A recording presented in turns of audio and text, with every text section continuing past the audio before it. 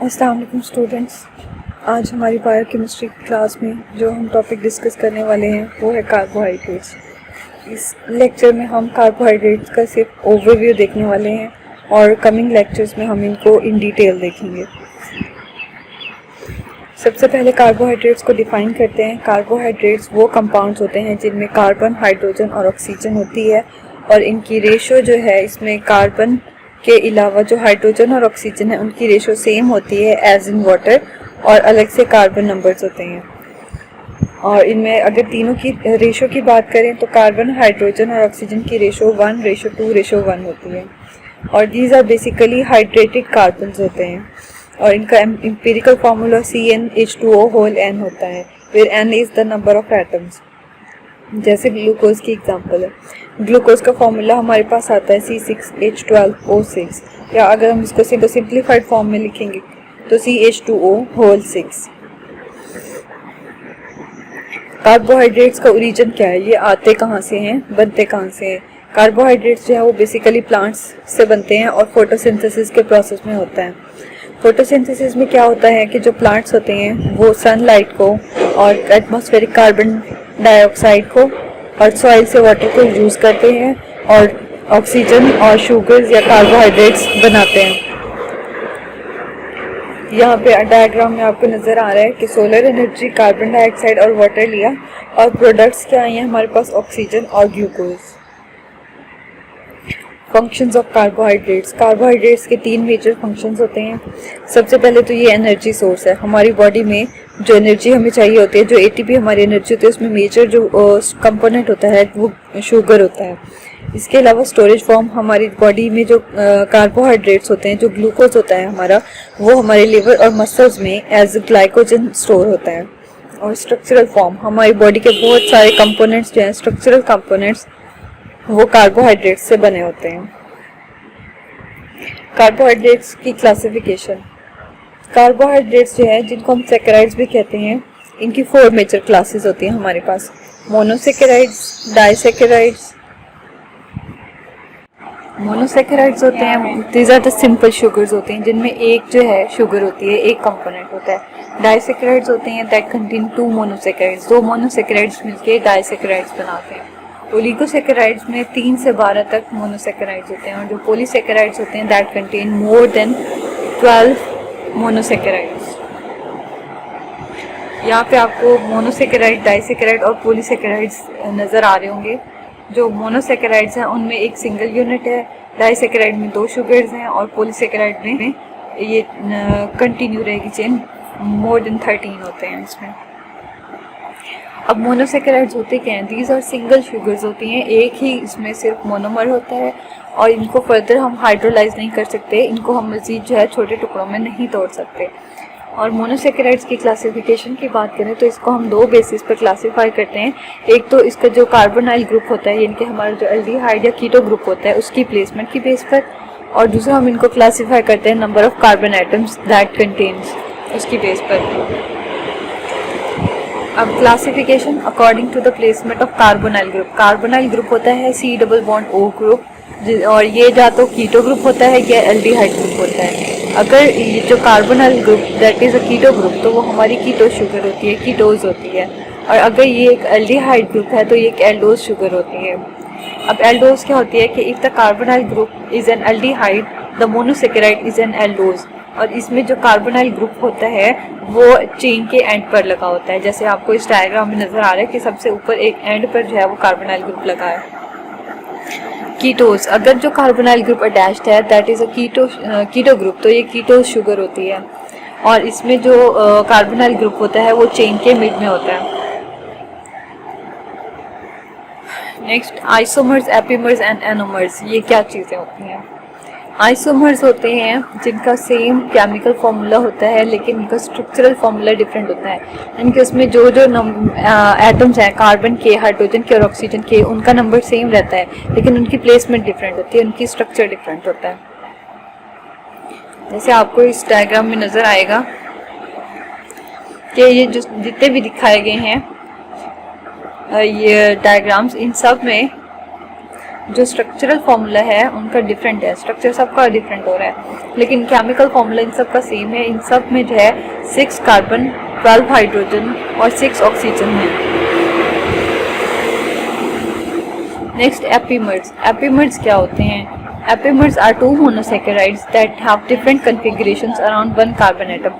इनके कोई भी एक कार्बन एटम होगा, उसके ऊपर जो हाइड्रोजन या हाइड्रोक्सिल ग्रुप की प्लेसमेंट है वो डिफरेंट होगी। जैसे ग्लूकोज और मैनोज की बात की, C2 एपीमर्स हैं। मतलब सेकेंड कार्बन पर जो हाइड्रोक्सिल ग्रुप है उसकी प्लेसमेंट डिफरेंट है एपीमर्स में। और जो एनोमर्स होते हैं वो भी एपीमर्स की एक टाइप होती है, लेकिन उसमें ये होता है कि एक स्पेसिफिक कार्बन पर जो कार्बोनाइल कार्बन होती है उस कार्बन पर जो कॉन्फ़िगरेशन होती है वो डिफरेंट होती है।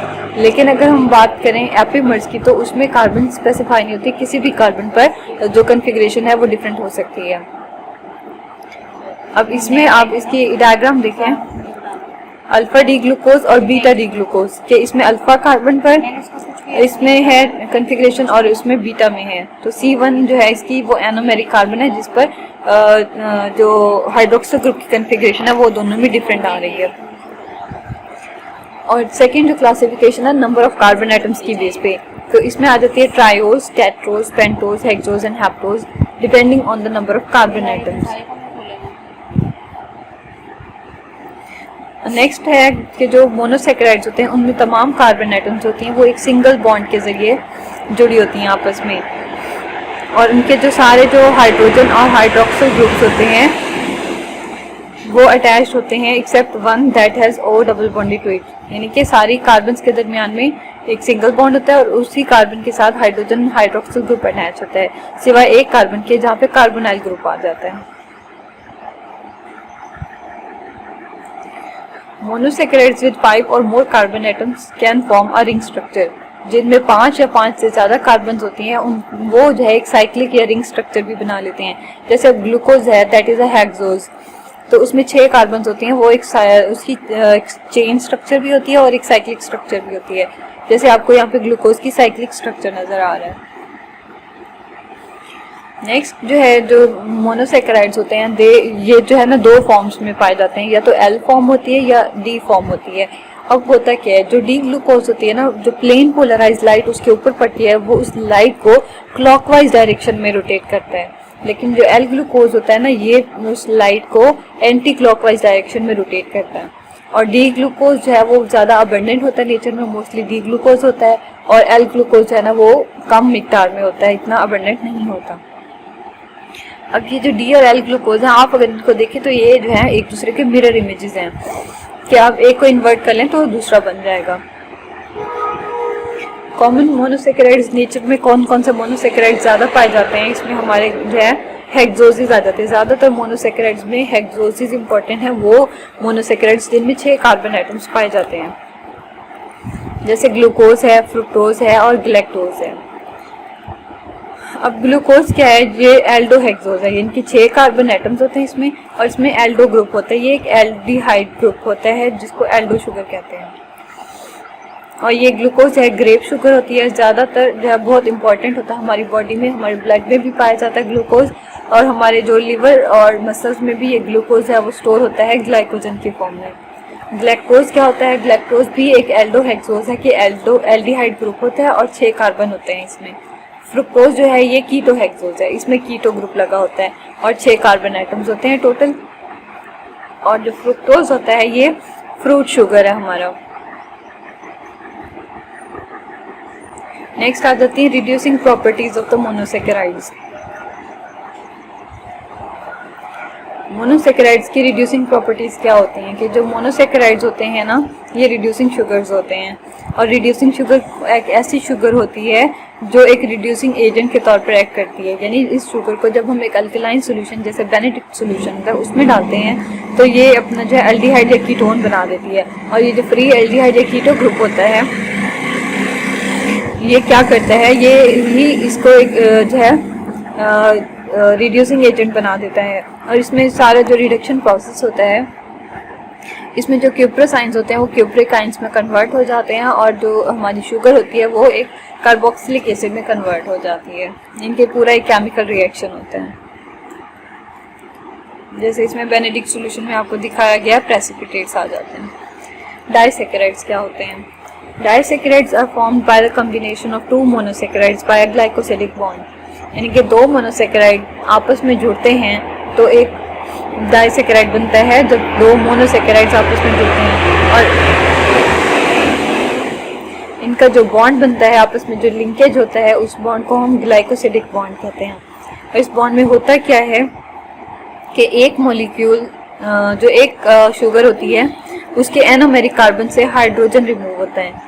एक मॉलिक्यूल के एनोमेरिक कार्बन से हाइड्रोजन ग्रुप रिमूव होता है और दूसरे मॉलिक्यूल से दूसरी जो शुगर है उसमें से हाइड्रोक्सिल ग्रुप रिमूव होता है। एक से हाइड्रोजन और एक से हाइड्रोक्सिल ग्रुप निकलता है और एक वाटर मॉलिक्यूल बनता है और एज ए रिजल्ट उन दो शुगर्स के दरमियान में जो बॉन्ड बन जाता है उसको हम कहते हैं ग्लाइकोसिडिक बॉन्ड।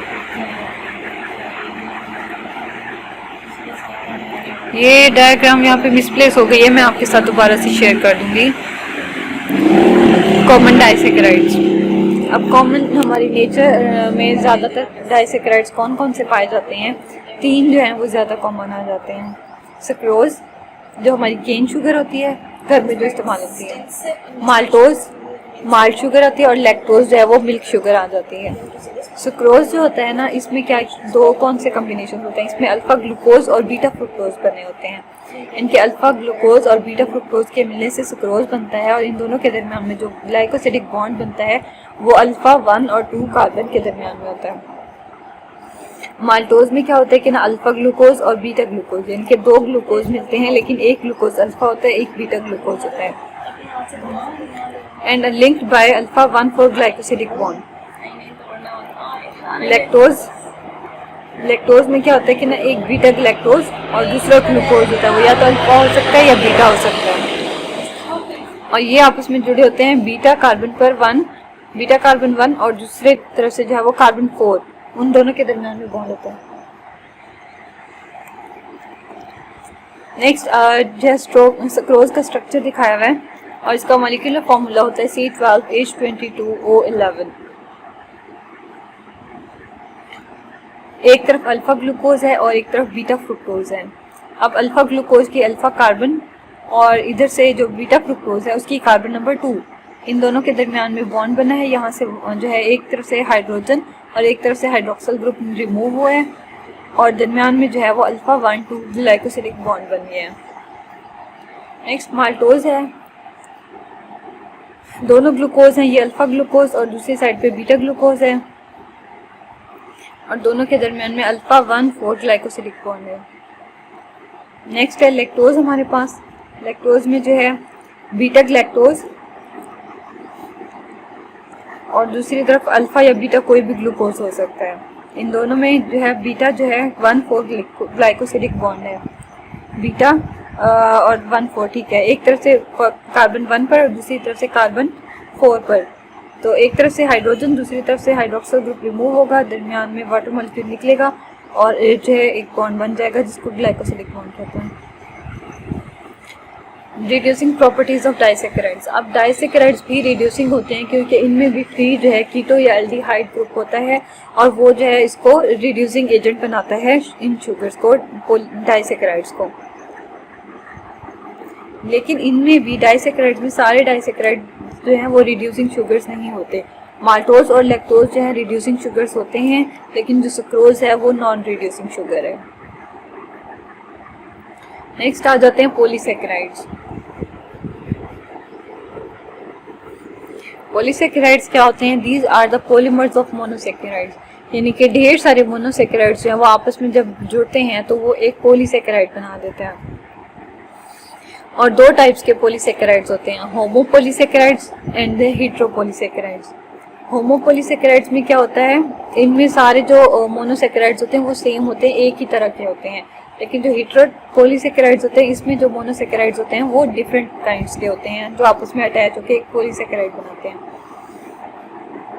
अब आप लोगों ने शायद ये पॉइंट नोट किया हो कि शुरू में जब हमने क्लासिफिकेशन में डिस्कस किया था तो हमने 4 टाइप्स डिस्कस की थी, monosaccharides, disaccharides, oligosaccharides and polysaccharides. लेकिन यहाँ पे जो है ओलिगोसैकेराइड्स नहीं है क्योंकि ओलिगोसैकेराइड्स जो हैं वो फिजियोलॉजिकली जो है वो इतने इंपॉर्टेंट नहीं होते उनको हम डिस्कस नहीं करेंगे। और कॉमनली जो नेचर में पॉलीसेकेराइड्स पाए जाते हैं उनमें हमारे पास आ जाता है starch, cellulose, glycogen and dextrin. और ये सारे जो पॉलीसेकेराइड्स होते हैं ये ग्लूकोज से बने होते हैं। जो स्टार्च होती है क्या होता है, पौधों में जो अपनी फूड है स्टोर करते हैं पौधे, वो स्टार्च की फॉर्म में स्टोर करते हैं। इनके पौधों में जो भी शुगर स्टोर होती है, कार्बोहाइड्रेट स्टोर होते हैं, वो स्टार्च की फॉर्म में स्टोर होते हैं। और जो सेलुलोज है ये प्लांट्स का सपोर्टिंग स्ट्रक्चर बनाता है, उनको सपोर्ट भी करता है, और स्ट्रक्चरल पार्ट जो है वो मेजर पार्ट होता है सेलुलोज पौधों में। और जो एनिमल्स होते हैं वो अपना जो फूड है, जो कार्बोहाइड्रेट्स है, अपने वो ग्लाइकोजन की फॉर्म में स्टोर करते हैं हम मसल्स में और लिवर में। यहाँ पे डायग्राम दिखाई गई है आपको स्टार्च की, ग्लाइकोजन की और सेलुलोज की। इन सब की जो है ये सारे पॉलीसेकेराइड्स हैं, लेकिन इनमें थोड़ी सी कन्फिग्रेशन डिफरेंट होती है। अब मोनोसेकेराइड्स, डाइसेकेराइड्स और पॉलीसेकेराइड्स, इनमें क्या डिफरेंस होता है, इनकी प्रॉपर्टीज़ में क्या डिफरेंस होता है। तो मोनोसेकेराइड्स और डाइसेकेराइड्स की प्रॉपर्टीज सेम होती हैं, इसलिए उनको हमने एक कैटेगरी में डाल दिया, दूसरी कैटेगरी में हमारे पास पॉलीसेकेराइड्स आ जाते हैं। अब सबसे पहले है मॉलिक्यूलर मास। क्योंकि मोनोसेकेराइड्स और डाइसेकेराइड्स में कार्बन एटम्स या जो उनके मोनोमर्स होते हैं वो बहुत कम होते हैं, इसलिए मॉलिक्यूलर वेट उनका कम होता है। लेकिन जो पॉलीसेकेराइड्स हैं उनका मॉलिक्यूलर वेट काफ़ी ज़्यादा होता है, क्योंकि वो उसमें शुगर की अमाउंट जो होती है ना वो बहुत ज़्यादा होती है। सेकेंड आ जाता है टेस्ट। मोनोसेकेराइड्स और डाइसेकेराइड्स जो है वो स्वीट टू टेस्ट होते हैं, लेकिन जो पॉलीसेकेराइड्स हैं वो टेस्टलेस होते हैं। सॉल्युबिलिटी इन वाटर, के वाटर सॉल्युबल होते हैं या नहीं होते। मोनोसेकेराइड्स और डाइसेकेराइड्स जो होते हैं ये वाटर सॉल्युबल होते हैं। तो कार्बोहाइड्रेट्स की सॉल्युबिलिटी की जब बात की जाती है तो वाटर सॉल्युबिलिटी में मोनोसेकेराइड्स और डाइसेकेराइड्स वाटर सॉल्युबल होते हैं, पानी में पूरी तरह से हल हो जाते हैं। लेकिन जो पॉलीसेकेराइड्स होते हैं वो पानी में पूरी तरह से हल नहीं होते, वाटर इनसॉल्युबल होते हैं। नेक्स्ट है फिल्ट्रेशन थ्रू मेम्ब्रेन्स, यानी कि जो हमने बात की थी ऑस्मोसिस की, और जो एक्टिव ट्रांसपोर्ट, पैसिव ट्रांसपोर्ट वगैरह सारी चीज़ें हमने डिस्कस की थी, ट्रांसपोर्ट अक्रॉस द मेम्ब्रेन। तो जो मोनोसेकेराइड्स और डाइसेकेराइड्स होते हैं, because they are small molecules they can pass through the membrane. लेकिन जो पॉलीसेकेराइड्स होते हैं they are large molecules having very high molecular weight, so they can not pass through the membrane. Next है reducing properties, जो हमने पीछे discuss किया कि फ्री एल्डिहाइड या कीटो ग्रुप जिन शुगर्स में होता है they have a reducing property. तो मोनोसेकेराइड्स और disaccharides usually they are reducing agents, but the polysaccharides they are non-reducing sugars, they do not have a reducing property। यहाँ तक आपका जो है कार्बोहाइड्रेट्स का एक ओवरव्यू लिया है हमने सिंपल सा। नेक्स्ट लेक्चर में हम मोनोसेकेराइड्स को डिटेल में डिस्कस करेंगे, उसके बाद डाइसेकेराइड्स एंड पॉलीसेकेराइड्स फर्दर हम इनको एक सीक्वेंस में लेके चलेंगे। यहाँ तक अब अगर आपकी कोई भी क्वेरी है, कोई क्वेश्चन है, कोई चीज़ समझ नहीं आई आपको तो आप पूछें। और आज की क्लास यहीं तक थी। अल्लाह हाफ़िज़।